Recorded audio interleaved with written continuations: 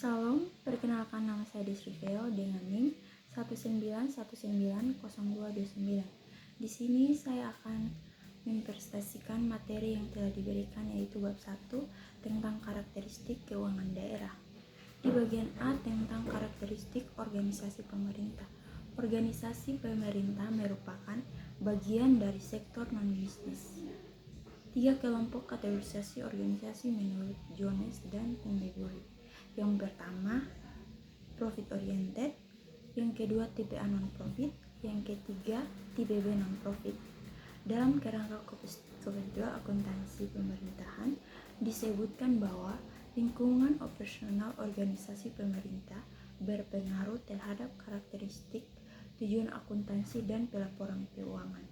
Karakteristik penting lingkungan pemerintahan yang perlu dipertimbangkan dalam penetapan tujuan akuntansi dalam pelaporan keuangan adalah: yang pertama, karakteristik utama struktur pemerintah dan pelayanan yang diberikan.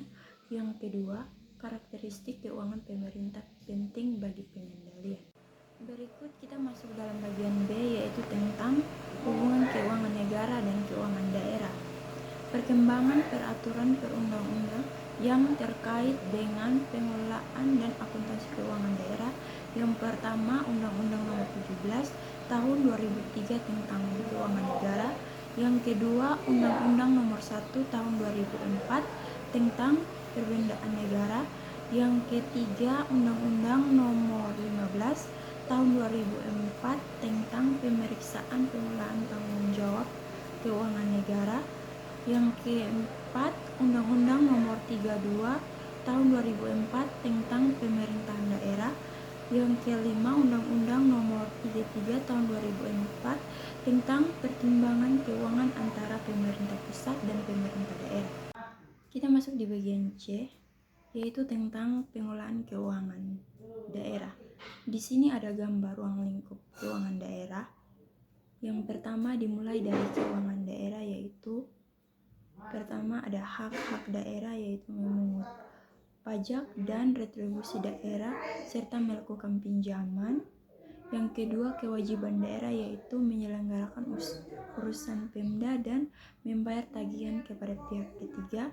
Yang ketiga, pinjaman daerah. Yang keempat, pengelolaan daerah. Yang kelima, kekayaan daerah yang dikelola sendiri oleh pihak lain, uang, surat berharga, piutang, barang, serta hak-hak lain yang dapat dinilai dengan uang, termasuk kekayaan yang dipisahkan pada perusahaan daerah. Yang keenam, kekayaan pihak lain yang dikuasai Pemda dalam rangka menyelenggarakan tugas Pemda dan kepentingan umum. Pengelolaan keuangan daerah adalah seluruh kegiatan yang meliputi perencanaan, pelaksanaan, penatausahaan, pelaporan, pertanggungjawaban, dan penguasaan keuangan daerah. Proses pengelolaan keuangan daerah dibagi menjadi 4 tahap, yaitu yang pertama, perencanaan dan penganggaran. Yang kedua, pelaksanaan dan perusahaan APBD. Yang ketiga, perusahaan APBD. Yang keempat, akuntansi dan pelaporan. Yang berikut kita masuk dalam bagian D, yaitu tentang definisi akuntansi keuangan. Akuntansi keuangan daerah didefinisikan sebagai proses pengidentifikasian, pengukuran, pencatatan, dan pelaporan transaksi keuangan dari entitas Pemda dalam rangka pengambilan keputusan ekonomi yang diperlukan oleh pihak eksternal. Di sini ada gambar kedudukan akademik, yaitu dimulai dari akuntansi, diikuti oleh akuntansi komersial dan akuntansi sektor publik.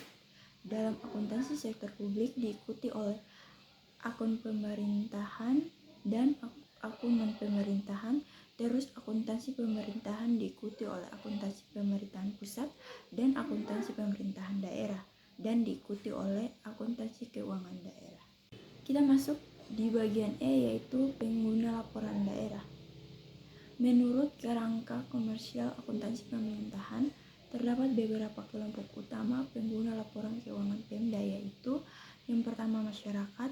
Yang kedua, para wakil rakyat atau DPRD. Yang ketiga, lembaga pemeriksa. Yang keempat, analisis dan peneliti. Yang kelima, pihak yang memberi atau berperan dalam proses donasi dan pinjaman. Yang keenam, pemerintah pusat. Yang ketujuh, pemerintah daerah dan lainnya. Berikut kita masuk di bagian F, yaitu tentang komponen laporan keuangan pemerintah daerah. PP nomor 71 tahun 2010 tentang standar akuntansi pemerintahan. Laporan keuangan pokok Pemda terdiri atas: yang pertama, laporan realitas anggaran (LPRA). Yang kedua, laporan perubahan saldo anggaran lebih, laporan perubahan SAL. Yang ketiga, neraca. Yang keempat, laporan operasional. Yang kelima, perubahan ekuitas. Yang keenam, arus kas. Yang ketujuh, catatan atas laporan keuangan. Yang berikut yang terakhir di bagian G, yaitu tentang basis akuntansi keuangan negara sesuai dengan Undang-Undang Nomor 17 Tahun 2003 dan PP Nomor 71 Tahun 2010. Maka mulai tahun 2015 Pemda wajib menggunakan basis akrual.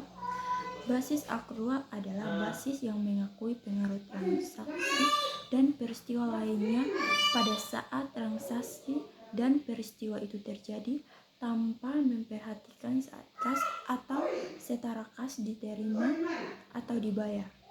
Dalam hal anggaran, disusun dan dilaksanakan berdasarkan basis kas. Sekian dan terima kasih. Mohon maaf jika